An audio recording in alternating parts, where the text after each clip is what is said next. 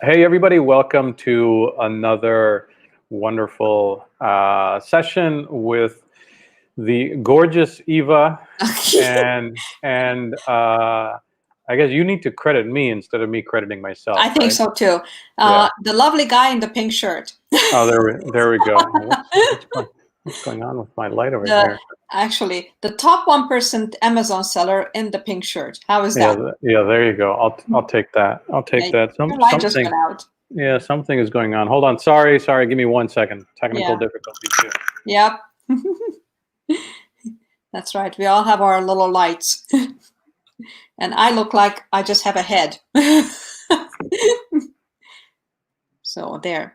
But stay tuned because we're coming back to you. So not to worry. We're going to have a great topic of conversation for today. And that is how to make or sell $1 million on Amazon. And we have lots of great topics on that for you guys. So if you're new, this is definitely for you. If you've never sold anything on e-commerce, period, this is definitely for you. And if you have sold on Amazon or e-commerce, then we'll have some other tips for you too, or some great stats that is definitely going to keep you going for 2021. All right, I'm back. Sorry about that. Of course, the lighting is working perfectly, and the minute we start the webinar, it goes out. It's Murphy's Law. The Murphy's Law, there we go. Okay, so we are going to be focused on talking about the amazing opportunity during these very difficult and challenging times, and why we believe, and many successful e-commerce sellers believe, this is actually one of the best times in history to start selling online, and we'll explain why. So questions, feel free to start asking, and we will answer as many questions as we can, and we'll get to this. And so let's go ahead and get started. So let's start with some fundamentals. Right now, COVID-19 is become a lot bigger, as everybody knows, and a lot more serious. I remember last year when this started, everybody was talking about a few months. And now everybody's talking about, sad to say, a few years. And so as a result of this, we've seen a lot of people online complaining and talking about, how it's having an impact on their mood and all kinds of depression going on, and legitimately so, because there's a major business impact going on. However, the e-commerce industry is the one industry, and maybe there's a few more, but it's the one industry that we know where things have doubled and tripled in potential, specifically sales. And we've certainly seen evidence of that in our own businesses, as many, if not most, Amazon sellers have seen in their businesses. Their businesses have doubled and tripled. So we closed out, do you remember the number, Eva? We closed out our sales at the end of 2020 with what number? 21 million. So 21 million. And that was not our projection. We typically are closer to about the 10 million. But it was, again, just as a result of people being stuck at home, and you're still going to be buying, you're still going to be purchasing. So as a result of that, we are doubling down, and we want to share with you guys what you can do, for those of you who have not started, or for those of you that have started, what you can do to take advantage of this. Many of the smart sellers are already doing that. So with that, let's go ahead and get started. Why don't we start with just the fundamentals and explain what different types of opportunities there are online. What exactly is online selling? How do you get into it? How do you get started? Which is probably the number one question that we get from most of our viewers and folks on Facebook. Right. So I guess one of the first ways that you're talking about Amazon now, right? When you say online. Yeah, okay, just want to make sure. So one of the first ways that everyone starts, and Naeem and I started that way as well, is basically doing something called retail arbitrage. And what that means is basically that you walk into a store, and perhaps this might not be the best one for you right now during COVID. So it might not be the time to go into stores. So, yeah, but be careful.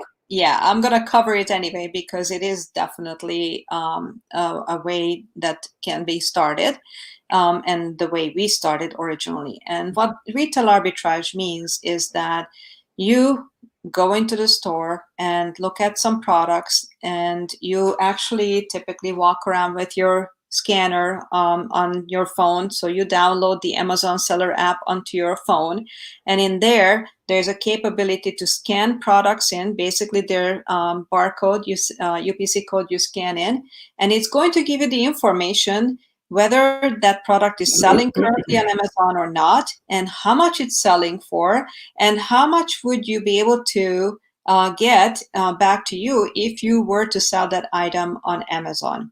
So basically it gives you your profit level. Then at least at that point you look at how much would it cost you to buy it, and if you feel there is a profit in there for you, then basically you can go ahead and buy that product, take it home, prep it for FBA.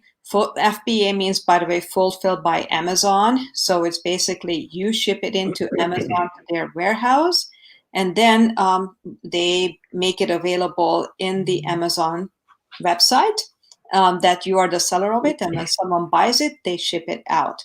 So, but what you're doing here, it's called arbitrage. So you're basically counting on making some money between your cost of good and what you can sell it for minus what Amazon is charging you for it. So if you're able to make some profit from that, then that's a product that you might want to buy. So there. Wow. And Someone said, wow, 93K in 4 months out of retail arbitrage. So now, do you guys think it can be done? Yes, it can. Someone did 93K in 4 months. And we see that over and over, with our students who jump in, and they have that fear in the beginning of how do I get started. But following our free videos that we have in our Facebook groups, plenty of people just get in there and get started, and before you know it, they've got their first sale, and then they've got their 10th sale, and so on and so forth, and then all of a sudden they're six figures in.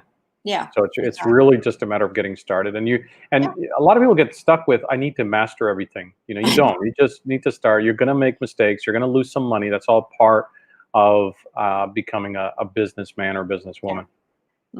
Absolutely.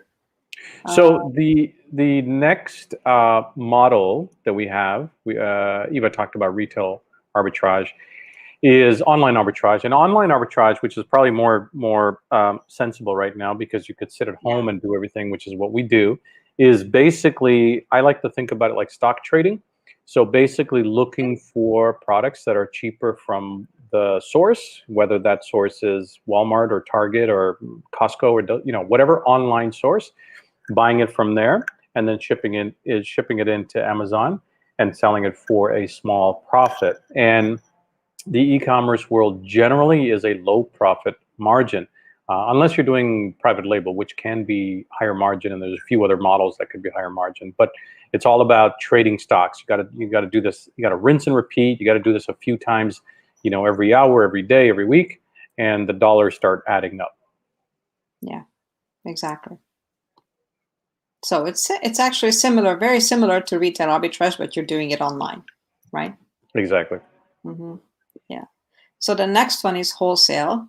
And what we recommend, and everyone actually recommends once you get into this business, is start with the retail arbitrage and online arbitrage, or just online arbitrage. You can start with that. And then the next level would be wholesale. And wholesale is great because that with the online arbitrage and the retail arbitrage, you're limited to how much stock you can buy. So because of that, you're limiting your sales. But once you get to wholesale and you find a couple of wholesalers and you find profitable items from them, then you can buy in bulk. And because you're buying in bulk, if you're finding some really good products, then you can make a lot of money with that, and you can make a lot of sales with that. So you can increase your sales at that point once you're selling on wholesale. The other reason is good to work with wholesalers is because if you're brand new, you'll need to get ungated in certain categories, because when you get a shiny new Amazon seller account, it's not going to let you sell on every single category. Toys is one of the categories you will not be able to sell right away. Groceries is another one. Those are the two that beauty is another one too. So there is a couple of categories you will need to get ungated for in order for you to sell. And can I tell you a secret? Start now. It's January. It's a great time to start. It's a great time to start. You know why it's a good time to start right now? Because right now, if you start and do this process that we're telling you by Q4, which is October, November, and December, the last quarter for Christmas, that's when sales happen like crazy. So if you start now and you get ungated and ramp up with everything, then by Q4, you'll be able to sell all of these products. So you are not going to have any category limitations. So with the wholesalers, you're able to get ungated because you can buy multiple of the same item, and that's what Amazon needs to get you ungated with. So there. And you'll get trained by Q4 as well, because again, it's a business. There's a lot to learn. It's not the overnight success story that a lot of marketers will tell you. So it's a great time to get started so that you learn how to drop ship. You learn how to do retail arbitrage or whatever model is good for you. You make the mistakes and you learn the processes. There's a lot involved. And so it's a good time to get started. The next model is private label. And a lot of people go into private label. It's very successful for a lot of people. We actually used to do private label quite a bit. We've done, millions of dollars in private label. The pros and cons of private label is that you are typically importing from China, and it's typically a heavier investment to get into it. So you're essentially creating a product, a new product, and putting it into the marketplace. Okay, so if I create, this special mug that has 2 handles instead of 1 or something crazy, right? I have to have it designed. I have to have it beta tested. I have to check the quality. I have to find a supplier. So typically the timeline for a private label product is anywhere from 4 to 6 months. And that's involving all the steps of creating your product and then having it shipped, typically via sea.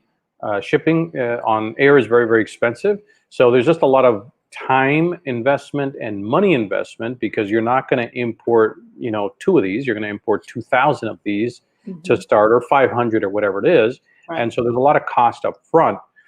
The pro on this, of course, is that you can end up making a lot more money because your cost is typically a lot less than if you're buying it wholesale or if you're purchasing it with online arbitrage or retail arbitrage. So private label, lots of opportunities, but also lots of risk and lots of investment. It's a model that works for some people. We kind of moved away from private label just because of the risks and the timelines involved to see the success. But we have plenty of friends who are killing it, who are doing very well in private label. So a little bit of this is kind of personal preference. What kind of model you really prefer. And then our favorite model. That's right, Amazon dropshipping. So for us, it works because we don't have to invest any money into it up front. We don't have to hold inventory. We don't have to chase after products.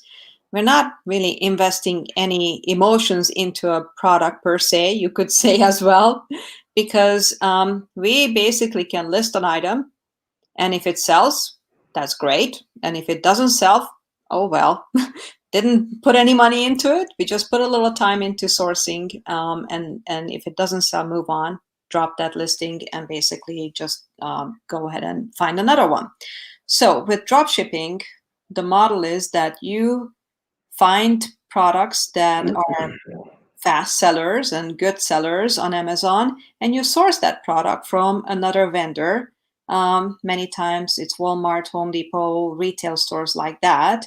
And basically you list that item.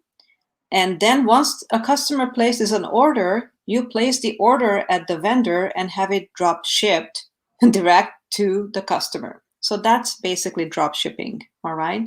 And like I said, the reason we like this model is because number one, you're not investing any money into it upfront. So you don't have any risk in that respect. you're not tying your money into it like with the private label. You have to invest quite a bit into it. Even with wholesale, you're investing into it because you're ordering higher quantities with wholesale too. You have to put the money out before you can make sure that it's actually going to sell. So it's a lot less risky with the drop shipping. And yes, the profits are smaller in the drop shipping, but you have quantity in that. So you're definitely are going to, you saw, we sold $21 million last year. So we made plenty of profits on those. So that's why we like drop shipping. There's plenty of millionaires and billionaires who are just collecting pennies from stocks, and those pennies and dollars really add up.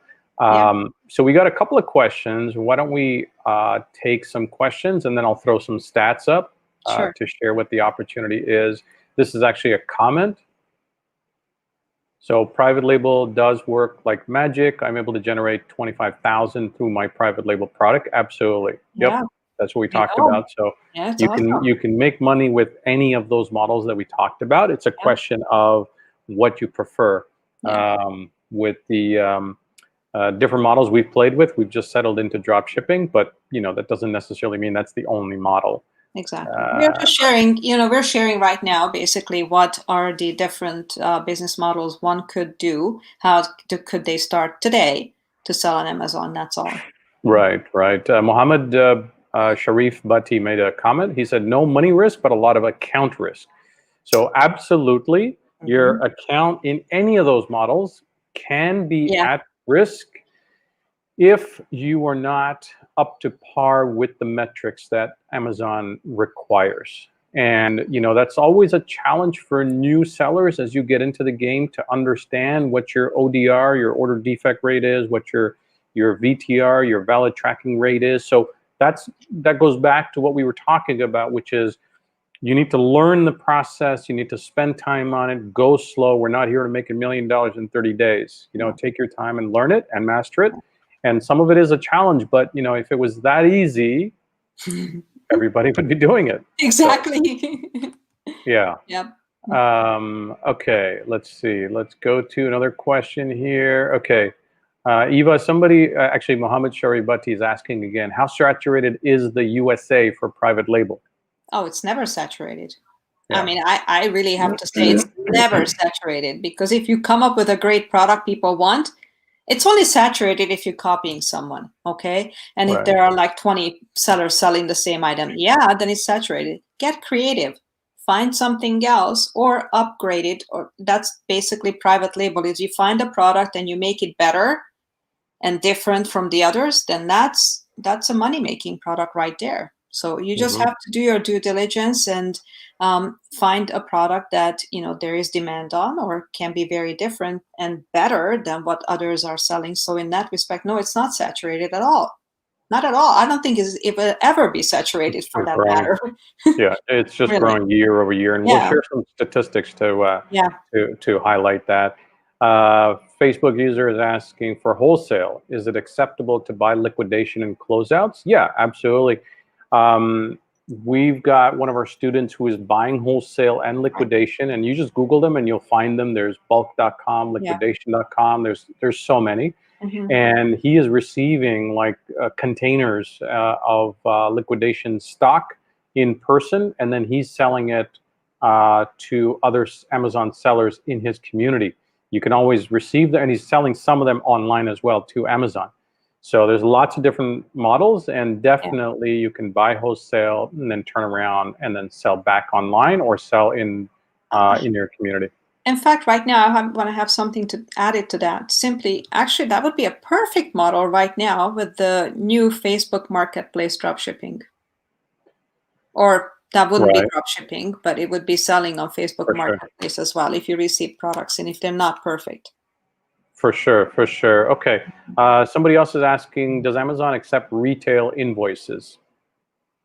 Well, depends on for what. So they accept retail invoices if you are, if they're asking you who is your supplier. I mean, you can tell them you're drop shipping. Obviously, don't send an invoice in if it's if you drop shipped it. But if you're trying to show that let me see. If you're trying to show that you purchased an item there and then you shipped it to the customer yourself, then that's no problem.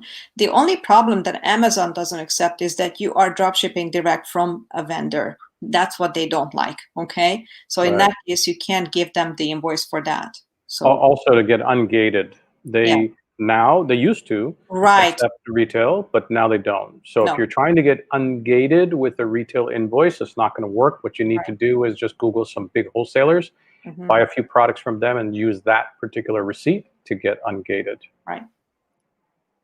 Okay. Mohammed Sharif Bhatti is asking, how do you get tax exemption from Walmart in Canada? I don't know if it is there. Yeah. So we're, number one, we definitely are not experts in the whole accounting finance space. And we always tell our students, because it's so situational to you, whether you're selling as an individual, whether you're selling as a company, whether you're there's a lot of variables here. So this is really the best question for your CPA or your bookkeeper, probably your CPA. But what I can tell you at the general kind of rule that we see is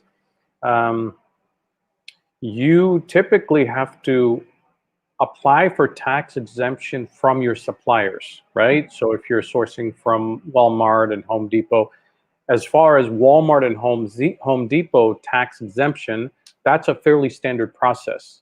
And if you go to Walmart.com and check their help pages, also if you check taxjar.com, there's a lot of information. But it's basically just a bunch of forms that you have to fill in for different states. And you download the forms and you fill out that information about your company ID or your individual social ID, et cetera, et cetera. You fill it all out. So it's really just a matter of filling out the proper forms that each retailer requires, Walmart, Home Depot, et cetera. Were you going to add something to that, Eva? I was just going to say that I would look on walmart.ca or just Google Walmart Canada tax exemption and see what comes up. Right. We don't typically sell in Canada. I know I live in Canada, but I originally lived in the US, so all of our accounts are in the US. But I don't know if, from what I understand, there is now no tax exemption in Canada for Walmart, but I could be wrong. So I would definitely just Google that, and see what you find. I'm actually going to do it too. I'm going to Google it because I'm curious now too. Right. I might have the answer for the next live. There you go. All right. Question for you, Eva. So, hey, great live. Well, we appreciate it. Thank you.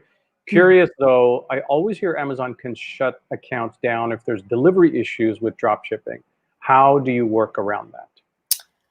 So if there is delivery issues with drop shipping, so first of all, during the Q4, we always make sure that our shipping time is extended, and we state that in our shipping settings, because we know Q4 is always crazy. So we don't want to be shot in the foot. So, and if there is issues that we find out, that the vendor is, we typically don't have major issues with that because we do the shipping settings as far as that goes. But, we communicate with the customer, obviously. So that's basically what we do. Right. Okay. Yeah. Excuse me. There's a follow-up from... I see that, Right, from Muhammad again. He says, nothing is on Walmart.ca regarding tax exemption in Canada. Yeah, the only thing I would say is you just need to dive in. You need to call Walmart support, et cetera, because being tax exempt is standard business. There's nothing special that we're doing for Amazon here. Anybody who is a legitimate business in Canada or the US can get tax exemption. So it's just a matter of finding it. And again, we don't sell in Canada. We're not the experts on that. So I would just call them and dig down that. There's also some Facebook groups that I remember that have Canadian sellers in there. So I would definitely, if I were you, join some of the Canadian selling forums and ask how others have done it there. And Mohammed, if you find the Canadian specific group, let me know. I'm curious too now. Right. All right. So Facebook user says, Amazon is a risk as a whole. Life is a risk as a whole. Yeah. Walk across the street, it's a risk, right? So, yeah, and I'm going to call bullshit on this, guys. Yeah. Just to be frank, right. Name me one other business that's less risk than Amazon, and I will send you $1,000 right now to invest in that business with you. Okay? Name me one business that has less risk than drop shipping with Amazon. We've never lost a dime to Amazon. Amazon has never taken our money. We've lost we've lost money on sales with profit going down, up and down, but we've never lost our money. We've never had Amazon run away with our money. We've never had a partner run away with our money. So I'm going to say that is just 100% bullshit. If you're offended by that, you should be. But it's like looking at a gold mine, finding a gold mine, and saying this gold mine, it's too heavy. I can't carry it. There's too much. There's too much gold in this. It's useless. And so I think that's a completely wrong attitude. Simply because your other option is what? Opening a restaurant during the pandemic? Investing in Bitcoin? Investing in real estate? Investing in stocks? I mean, you tell me what other business has less risk than Amazon, and I will send you $1,000 right now. And you might think I'm saying that just as a marketing point. I'm not. I'm dead serious. Oh no, he corrected himself. Go ahead, and he just commented again. I think that's him again. So he says any business is a risk. Yeah, sure. I'll agree with you on that.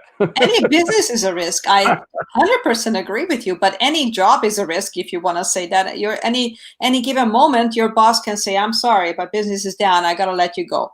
Yeah. Life is a risk. As long as we're living, there are risks we're taking.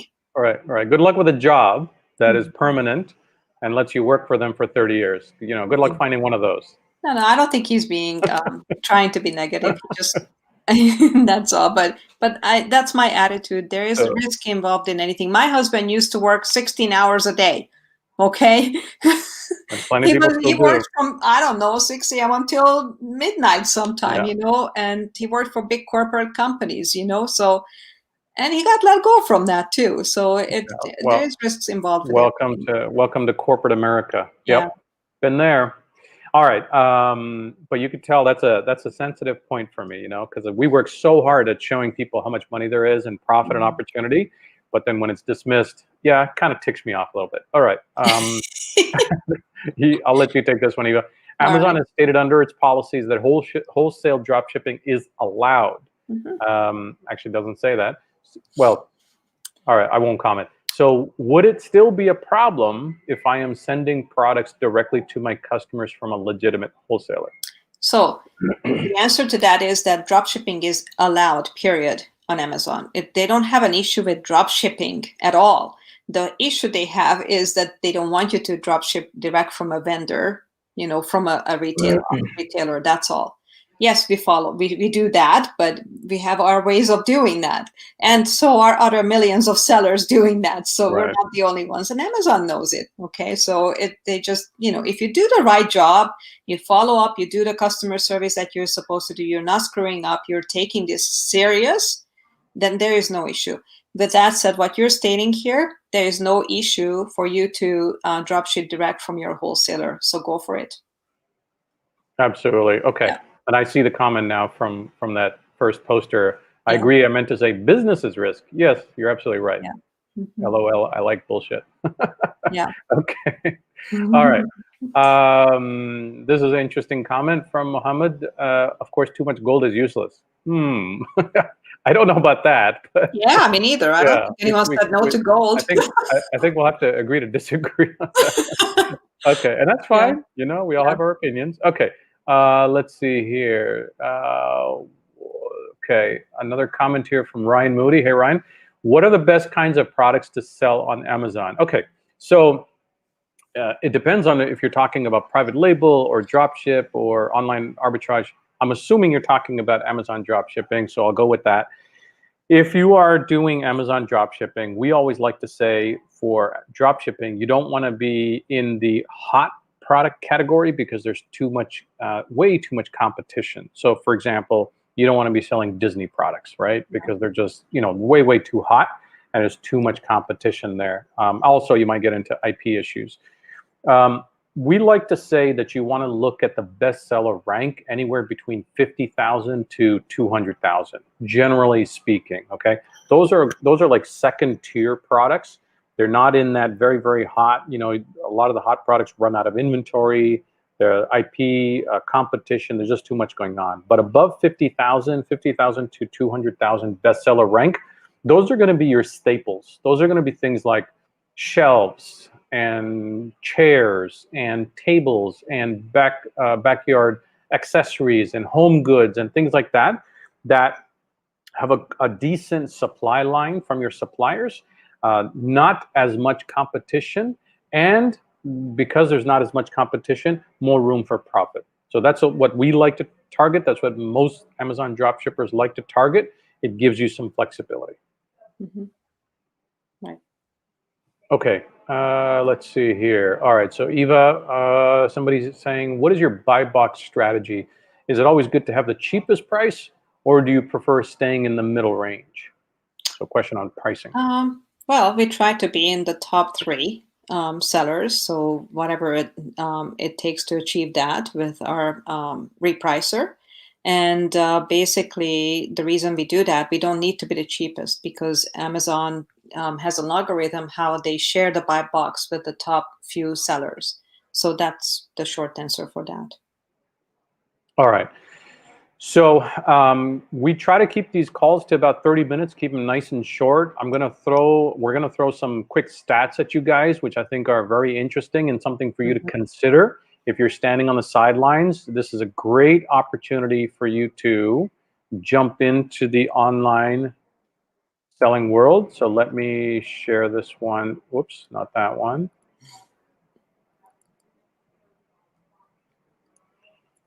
Okay, so these are statistics from different industry journals.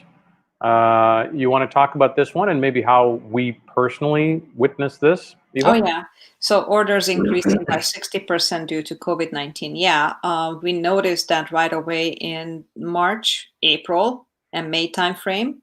Our sales basically jumped to Christmas level sales, which Christmas is always like a triple amount of sales from typical months. So we noticed right away, as soon as the shutdowns happened, people had to stay home. They couldn't go out shopping. And everybody was binge shopping. I think Right. they weren't just buying yeast and flour and toilet paper. They were buying furniture. They were buying everything else that you wouldn't think, wow, people are thinking the world is ending, that they're still buying this and that. So people were buying everything, so, and items that I wasn't thinking they would be interested in, but they were. So it was crazy to see the numbers coming in. Right. Here is another statistic, which I think is very interesting. Amazon accounts for almost 10% of Europe's online sales. So somebody asked about saturation. Well, it's not the .com US is certainly not saturated. No. A lot of people start and fail, but there is definitely opportunities globally. And so we always tell our students, experiment. Once you've got your basic fundamental business going, you should always be experimenting. Try selling in Canada, try selling in Mexico, in Europe, etc. And you'll hit veins of markets that can be very, very lucrative, where you might see a much better profit margin. Mm-hmm. Yep. Here's another statistic. Americans have 4 credit cards on average. Good one. Which is interesting. Yeah. All right. Here's another one.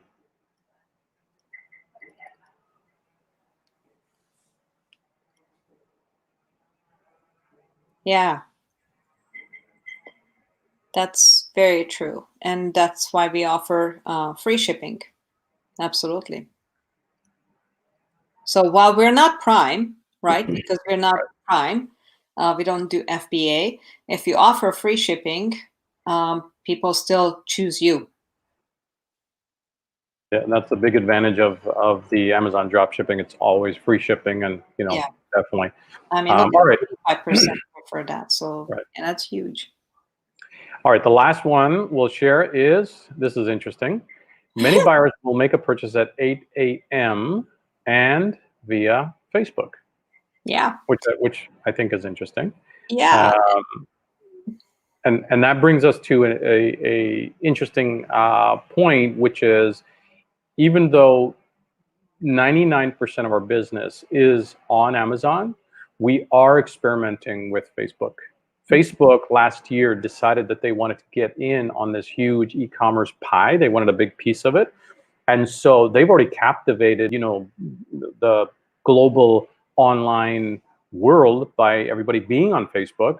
And so it's smart for them to move into the e-commerce world. So we've been testing, and we like what we see. Maybe one of our upcoming webinars will talk about Facebook and some of the sales that we're seeing over there, but we're seeing a ton of potential. So this particular statistic makes total sense.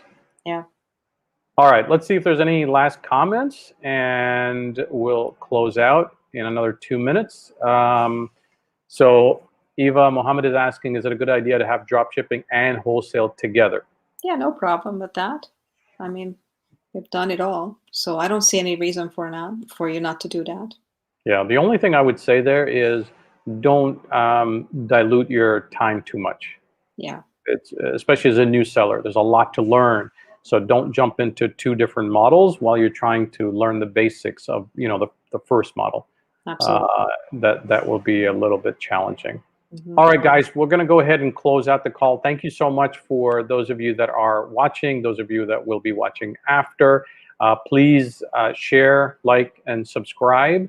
And we've got big plans coming up. We're doing this weekly. We're going to be talking about Facebook selling opportunities. We're going to be talking about exactly how we source our products. We're going to talk about which specific products we sell. We're going to give you the formula on everything that we do, just like we did last year, except we're going to do it in a bigger way this year. So all we ask in return is that you share this opportunity. We want to get as many people in your families and friends to be selling on Amazon and have that freedom that we enjoy. And we will catch you guys next week. Thank you so much.